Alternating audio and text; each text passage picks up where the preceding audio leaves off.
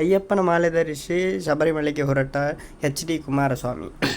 ಎಲ್ಲರಿಗೂ ಗಿರ್ಮಿ Kannada TV YouTube ಚಾನಲ್ಗೆ ಸುಸ್ವಾಗತ ಅಂತ ಹೇಳ್ತಾ ಶುರು ಮಾಡೋದಕ್ಕಿಂತ ಮೊದಲು ಯಾರೆಲ್ಲ ನಮ್ಮ ಯೂಟ್ಯೂಬ್ ಚಾನಲ್ ಮೊದಲು ನೋಡ್ತಿದ್ರಿ ಅವರೆಲ್ಲ ಸಬ್ಸ್ಕ್ರೈಬ್ ಮಾಡ್ಕೊಳ್ಳಿ ಮತ್ತು ಅಲ್ಲೇ ಪಕ್ಕದಲ್ಲಿರೋ ಬೆಲ್ಲೈಕನ್ ಪ್ರೆಸ್ ಮಾಡಿ.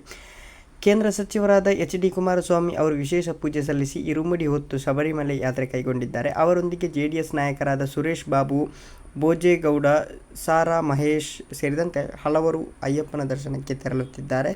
ಕೇಂದ್ರ ಸಚಿವರಾದ HD ಕುಮಾರಸ್ವಾಮಿ ಅವರು ಮಣಿಕಂಠನ ದರ್ಶನಕ್ಕಾಗಿ ಶಬರಿಮಲೆಗೆ ಹೊರಟಿದ್ದಾರೆ. ಇಂದು ಬೆಳಿಗ್ಗೆ ಕುಮಾರಸ್ವಾಮಿ ಅವರು ಪಡಿಪೂಜೆ, ಪುಷ್ಪಾಭಿಷೇಕ ಪೂಜೆ ಮಾಡಿಸಿದ್ದಾರೆ.